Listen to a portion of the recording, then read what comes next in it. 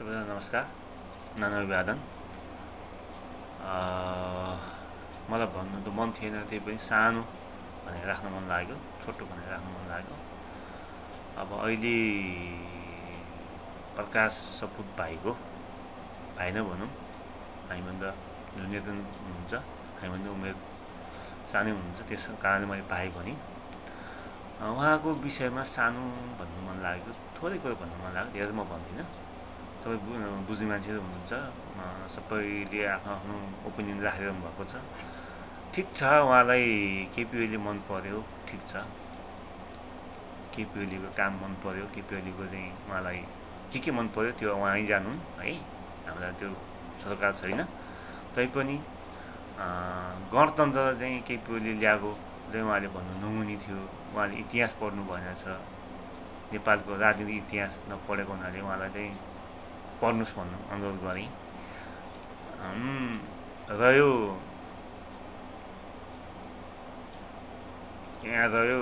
कुरा रह्यो के भने दलित भन्ने के भन्ने कुरा आइरहेको छ, त्यसरी नभनौँ सबैजनाले, किनभने सबैको अधिकार, नेपाली जनताको सबैको अधिकार समान हो। सबै जनजाति होइन, महिला, मुस्लिम, दलित होइन, मधेसी होइन, सबै अल्पसङ्ख्या होइन, सबै जातिहरूको चाहिँ साझा फुलबारी हो नेपाल होइन। अधिकार भनेको सबैको समान हो। के हो पहिला केही हाम्रो दलित साथीहरूलाई होइन अलिकति छुवाछुत होइन, अलिकति दमन होइन, उत्पीडनहरू ठुलो जाति बनाउनाले गरेको थियो। हामीले पनि देखेको, हामीले पनि भोगेको, हाम्रो जिन्दगी पनि देख्दै आएको कुराहरू हुन् होइन। पिँढी बेलमा बोलाएर खाना दिने, आँगनको डिलोमा बसेर खाना बोलाउने, त्यति मात्रै होइन, आफूले खाएको भाँडा आफैले मोल्नु पर्ने होइन, आफू मोल्नु पर्ने, मोलेर पनि त्यो भाँडा नसुकेर जान नपाउने, त्यो भाँडा खाएर मोलेर घोप्ट्याएर राख्नुपर्ने, अनि त्यो भाँडाको त पानी नसुकेर बस्नुपर्ने के, त्यस्तो पनि चलन थियो, हामीले देखेको है, देखेको र भोगेको पनि।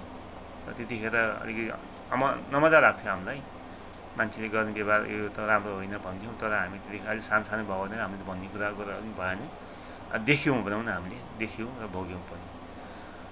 रह्यो जातको कुरा, त्यो जातको कुरा चाहिँ नगरौँ साथीहरू होइन। उहाँले अलिकति गर्दै नहुने काम चाहिँ गरे हो, किनभने यतिको पपुलर मान्छे, यतिको चाहिँ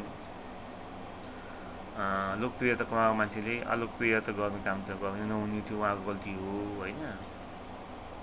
तर पनि उहाँलाई के अनुरोध गर्छु भने इतिहास एकचोटि पल्टाउनुहोस् होइन। तपाईँ जस्तो मान्छे, युवा मान्छे होइन, तपाईँ जस्तो मान्छे अलि राम्रो ठाउँमा जाँदाखेरि राम्रो हुन्छ। हामीतिर मात्रै आउँछौँ, हामी आउनुहोस् हामी भन्दैनौँ, तर जे होस् अलिकति समाजले पस्ने, समाजले ठिक हो भन्ने ठाउँमा जाँदाखेरि चाहिँ उपयुक्त हुन्थ्यो। तर केपी ओलीको त्यो कार्यक्रममा गएर चाहिँ उहाँले अलिकति भन्नु चाहिँ गल्ती गरेकै हो, उहाँले स्वीकार्नुपर्छ, त्यो चाहिँ हामीले भन्छौँ, म भन्छु है, मेरो चाहिँ भनाइ। गणतन्त्र त केपी ओलीले ल्याइदिएको होइन, केपी ओली भनेको त गणतन्त्र ल्याउनु भनेको त आउनु भनेको नेपालमा बैलगाडा चढेर अमेरिका पुगिन्छ, अमेरिका कहिले पुग्दैन नि बैलगाडा चढेर, यो पनि त्यस्तै हो, गणतन्त्र आउनु भनेको यो सपना हो भन्थ्यो, तर गणतन्त्र आयो नेपालमा। यो ल्याएको चाहिँ कमरेड प्रचण्डले हो, प्रचण्डको नेतृत्वमा नेपाली जनताले ल्याएको हो है होइन। नेपाली जनतामा सारा 3 करोड नेपाली जनता त्यसमा सहभागी थिएनन्, आदि त बसिहाल्छन् फ्याक्टर होइन, कोही कोही छुटिहाल्छन्, त्यो छुट्ने कुरामा धेरै नेपालीहरू छुटे होइन। तर गणतन्त्र चाहिँ कमरेड प्रचण्डको नेतृत्वमा माओवादी पार्टी भन्नेले ल्याएको है, एमाले पार्टी भन्ने ल्याएको होइन है भाइ, त्यसै बुझौँ। तपाईँले अलिकति बोल्दाखेरि के बोल्दाखेरि ठिक हुन्छ भन्ने कुरो चाहिँ बोल्नु, तपाईँ जति मान्छेले ख्याल गर्नै पर्छ। हामी जस्तो मान्छेले त हामी फुकी बोल्छौँ होइन, सोची बोल्छौँ, सम्झी बोल्छौँ, किन तपाईँ जति मान्छे पपुलर मान्छेले त धेरै विचार गर्नुपर्ने कुरा थियो, तपाईँको विचार नपुगेकै हो, तपाईँको बुद्धि नपुगेको हो, यो तपाईँको गल्ती हो, तपाईँले गल्ती स्वीकार्नुपर्छ। अझै पनि तपाईँ केही बिग्री होइन, गणतन्त्र व्यवस्था ल्याउनेमा माओवादीको ठुलो योगदान थियो, मैले चाहिँ भन्ने बिराएँ, केपी ओली कार्यक्रम गएर केपी ओलीको नाम लिइदिएँ मैले भनेर माफ माग्नुहोस्, भइहाल्छ। तपाईँको सान गुम्दैन, त्यति भनिदियो भने तपाईँ गुम्दैन, त्यो तपाईँले त्यति चाहिँ भन्नुपर्छ। सामाजिक सञ्जालमा आएर मिडिया कन्फरेन्स गर्दा हुन्छ कि होइन अब मैले टङ स्लिप भयो मेरो भन्ने हुन्छ। किनभने केपी ओलीलाई तपाईँले त्यहाँ नजिक केपी ओली रिसाउँछ कि भनेर खुसी पार्नुपर्छ, भोलि केपी ओली केही आउने पाउने हुन्छ कि भनेर तपाईँले भन्नुभयो होला। तर केपी ओलीले दिँदैन दलितलाई, यो कुरा बुझिराख्नु फेरि। किन केपी ओली भनेको शोषक सामन्ती प्रविधि भएको मान्छे हो। किनभने उसको झुकाव कहाँ छ भने राजतन्त्रबाट झुकाव छ कि राजतन्त्रको दास युगमा हो। ऊ पनि दास युगमा मान्छेलाई चाहिँ हिजो केही पनि चप्पल पड्का मान्छे हो, अब अहिले भ्रष्टाचार गरेर घोटाला गरेर होइन देशको स्रोत साधन लुटेर होइन कमिसन खाएर व्यापारी कमिसन खाएर धनी भएको छ। धनी भएपछि के गर्छ मान्छेले आफ्नो धरातल बिर्सिन्छ। हिजो चप्पल पड्काएको केपी ओलीको 2053 सालमा केपी ओलीसँग म प्रत्यक्ष फेस टु फेस उनको चाहिँ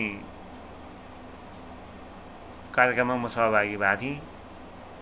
मैले बुझिरहेको छु केपी ओली कस्तो थिए, केपी ओलीको पहिचान कस्तो थियो, केपी ओलीको चाहिँ रहनसहन कस्तो थियो।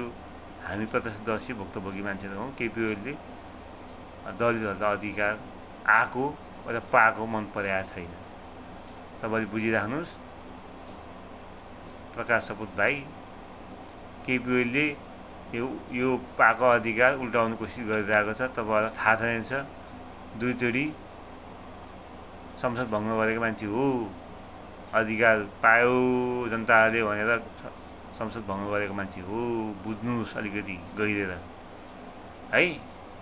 त्यस्तो मान्छेको पछि लाग्दाखेरि तपाईँलाई तपाईँको केरियरमा धक्का लाग्ला। अझै केही बिग्री खायो भने तपाईँले सामाजिक सञ्जालमा आएर मिडिया कन्फरेन्स गरेर गणतन्त्र ल्याएको व्यवस्था अर्कोले चाहिँ मैले भन्ने बिराएको छ, मलाई माफ दिनु होला भनेर भन्नुहोस्। जनतासँग माफ माग्नुहोस्, गणतन्त्रवासीसँग माफ माग्नुहोस्, तपाईँको सब ठिकमा आइहाल्छ है त भाइ। यतिको मैले तपाईँलाई भनेँ, तपाईँले बुझ्नु होला है त। सबैलाई नानी अभिवादन, सबैको जय होस्। मेरो चाहिँ भए होस् नभए नहोस्, सबैको नेपाली जनताको जय होस्।